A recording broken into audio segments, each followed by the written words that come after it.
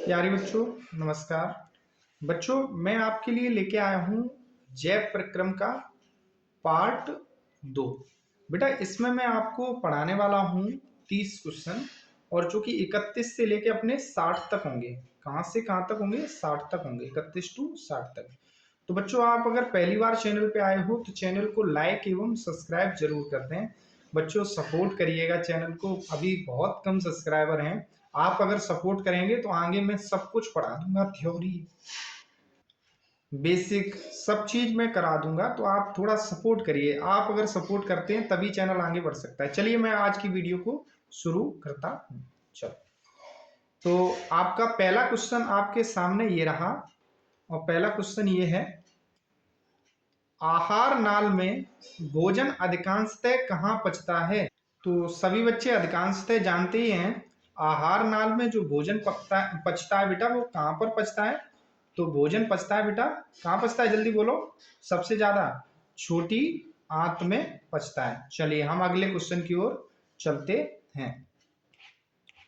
अगला क्वेश्चन बेटा हमारा क्या है, ये रहा, मानव के पाचन तंत्र में सबसे बड़ी ग्रंथि कौन सी होती है?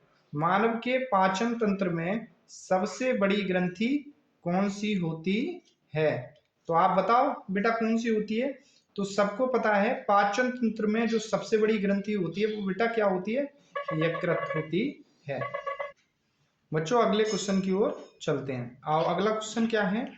अगला क्वेश्चन है, अमाशय में क्षुद्रांश का जाना किसके द्वारा नियंत्रित होता है? तो बेटा ये होता है पाइलोरिक अवरोधन। क्या होता है बेटा? पाइलोरिक अवरोधन होता है। बेटा आपको ये याद ही करने पड़ेंगे, कोई दूसरा ऑप्शन नहीं है। ठीक है, ये सभी मत लगा देना इसमें। चलिए अगले क्वेश्चन की ओर हम चलते हैं। आओ, अगला क्वेश्चन क्या है, अग्नाशयिक रस निम्न में से कौन सा एंजाइम पाया जाता है? एंजाइम, अग्नाशयिक रस में कौन सा एंजाइम पाया जाता है? तो बेटा एंजाइम कौन सा पाया जाता है? तो इसमें पाया जाता है सुक्रोज और एमिलेज। क्या पाया जाता है बेटा? सुक्रोज और एमिलेज। चलिए अगले क्वेश्चन की ओर बढ़ते हैं। मानव अमाशय में एंजाइम पेप्सिन की क्रिया किसके माध्यम से होती है?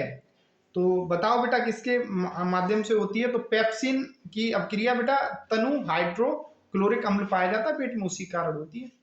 चलिए अगले क्वेश्चन की ओर चल रहे हैं हम। अगला क्वेश्चन क्या है, निम्न में से कौन सा प्रोटीन संश्लेषण में प्रयोग किया जाता है? बताइए किसमें प्रयोग, संश्लेषण में कौन प्रयोग होता है? बेटा सल्फर होता है। बेटा क्या होता है आपका? सल्फर। चलिए अगले क्वेश्चन की ओर चलते हैं। अगला क्वेश्चन आपका ये रहा आपके सामने, निम्नलिखित में से कौन सा एंजाइम अम्लीय वातावरण में कार्य करता है? तो अम्लीय वातावरण में कौन सा एंजाइम कार्य करता है? जल्दी बताइए। तो बेटा आपका होता है पेप्सिन। कौन सा होता है? पेप्सिन। चलिए अगले क्वेश्चन की ओर चलते हैं।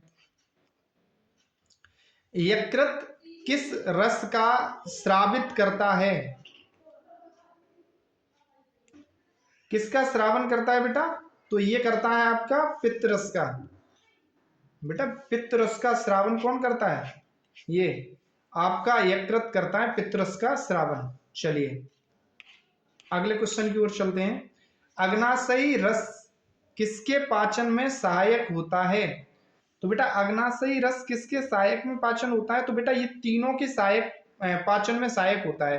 प्रोटीन को भी पचा देता है, और बेटा आपका कार्बोहाइड्रेट को भी पचा देता है। चलिए अगले क्वेश्चन की ओर चलें, आ जाओ। स्टिप्सिन एंजाइम क्रिया करता है, तो बेटा ये किस किस पे क्रिया करता है? तो आपको पता होना चाहिए, ये क्वेश्चन बहुत सरल भी है, वसा पे करता है।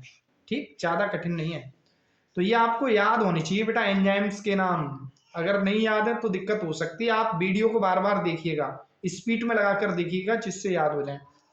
शरीर के बाहर से ऑक्सीजन को ग्रहण करना तथा कोशिकीय आवश्यकता अनुसार खाद्य स्रोत में विघटन में उसका उपयोग करना, ये क्या कहलाता है बेटा? ऑक्सीजन को ग्रहण कर रहे हो, फिर कोशिकीय खाद्य मतलब कोशिकाओं तक पहुंचा रहे हो, ये प्रक्रिया मतलब ग्लूकोज बनाने की प्रक्रिया होती है, ये क्या होता है? श्वसन। श्वसन से ही तो होता है सब कुछ। चलिए अगले क्वेश्चन की ओर चलते हैं। किसके निर्माण में हमारी पेशी में खिंचाव हो जाता है? तो पेशियों में खिंचाव किसके कारण होता है? तो ये बेटा आपका बहुत सिंपल सा क्वेश्चन है। तो बेटा जब हड्डियों में लैक्टिक एसिड का जमाव हो जाता है तो पेशियों में खिंचाव होने लगता है, मांसपेशियों में। ठीक ठीक है। चलिए अगले क्वेश्चन की ओर चलते हैं हम। मानव गैसों का आदान प्रदान में होता है, मानव गैसों का आदान प्रदान किस में होता है? तो बेटा ये होता है, किस में होता है आप बताओ, किस में होता है? ये कूपिकाओं में होता है। किस में होता है? कृपिकाओं, कृपिकाएं लिखी है यहाँ पे, तो कृपिकाओं में ही होता है ये। ठीक, चलिए अगले क्वेश्चन पे चलें। 45वां क्वेश्चन देखिए, 44वां, पहले 43 था ये, हाँ 44वां देखिए। मानव के श्वसन वर्णक कौन सा है? मानव में श्वसन वर्णक कौन सा है? तो बेटा मानव में श्वसन वर्णक कौन सा है? तो बेटा आपका है हीमोग्लोबिन। ये याद कर लीजिए, श्वसन वर्णक पूछ ले तो हीमोग्लोबिन है। ठीक, चलिए अगले क्वेश्चन की ओर चलें। देखो यहां गलत लिख के आ गया है, ये कुंभकस लिख के आ गया है। कुंभकस में रुधिर, हाँ सही है। कुंभकस में रुधिर से कौन सी गैस अलग होती है? बेटा कुंभकस में, बेटा कुंभकस नाम का वर्ड मैंने तो अभी तक पूरी उसमें पढ़ा नहीं, बायोलॉजी में। यहां पर बेटा फुसफुस होगा, फुसफुस। ठीक है बेटा, रुधिर से कौन सी गैस अलग होती है? तो आपको पता होना चाहिए, कार्बन डाइऑक्साइड। चलिए अगले क्वेश्चन पे चलते हैं। कभी कभी टाइपिंग एरर हो जाता है बेटा, बहुत मेहनत से करनी पड़ती है लेकिन गलती फिर भी हो जाती है। एटीपी का पूरा नाम क्या होता है? तो ये सबको पता होगा, एडिनोसिन ट्राइफॉस्फेट। अरे ये तो मैं भी बहुत छोटे पे पढ़ा था मैंने, मुझे अब भी याद है। अब आप कहोगे सर आपको तो सभी कुछ याद होगा, टीचर हो आप। ये भी बात सही है लेकिन आपको पता होना चाहिए। ठीक है, चलिए अगले क्वेश्चन की ओर चलें। हीमोग्लोबिन का कार्य क्या होता है? हीमोग्लोबिन का कार्य, तो हीमोग्लोबिन का कार्य बच्चों क्या होता है? तो आप बहुत अच्छे तरीके से जानते हैं हीमोग्लोबिन क्या करता है। शरीर में ऑक्सीजन का संवहन करता है और कार्बन डाइऑक्साइड का संवहन करता है, मतलब इधर उधर पहुंचाने का कार्य करता है। तो बेटा इसका आंसर होगा ए और बी दोनों। चलिए अगले क्वेश्चन पे चलें। चलो अगला क्वेश्चन ये रहा, ऊर्जा की मुद्रा है। तो बेटा मुद्रा क्या है ऊर्जा की? एटीपी होती है, बच्चा बच्चा जानता है, गली गली में शोर है, एटीपी वाला मुद्रा है किसकी? ऊर्जा की। चलिए गाड़ियों में गैसों का आदान प्रदान किसकी सतह से होता है? तो बेटा गाड़ियों में, ये गाड़ियों शब्द तो मैंने कभी सुना ही नहीं, ये भी बेटा आपका एरर है। ठीक है, ये होगा इनमें से किस में गैसों का आदान प्रदान। मैं क्वेश्चन को चेक करता हूं, एक सेकंड। बेटा यहाँ गाड़ियों नहीं है, यहाँ पर बेटा ने थोड़ा आप एरर करेंगे। एक चीज मैं आपको बता रहा हूं, आप थोड़ा सुधार कर लें। यहाँ पर बेटा होगा फुसफुस। क्या होगा? फुसफुस। बेटा क्या होगा? सॉरी फुसफुस बोल रहा हूं मैं, पादप। पादपों में बेटा क्या है? पादपों में, यहाँ पर आप नेक्स्ट थोड़ा संशोधन कर लें। पादपों में गैसों का आदान प्रदान किसके कारण होता है? ठीक है, अरे क्या बताऊं, चलो कोई बात नहीं, मैं यहाँ काट के लिख दे रहा हूं, ये नहीं है। यहाँ इस जगह पे आप मान लीजिए पादप। पादप में या पादपों में गैस का आदान प्रदान किसके कारण होता है? तो बेटा पत्तियों के द्वारा होता है। किसके द्वारा होता है? पत्तियों के द्वारा होता है। मैं एक बार फिर देख ले रहा हूं, इसका राइट आंसर मैं एक बार फिर क्लियर कर ले रहा हूं, हाँ पत्तियों में ही होता है बेटा। चलिए अगला क्वेश्चन देखिए, फुसफुस धमनियों में अशुद्ध रुधिर चला जाता है, तो बेटा ये कहां से जाता है? क्वेश्चन ये है। तो बेटा ये जाता है आपका फेफड़ों से। कहां से जाता है?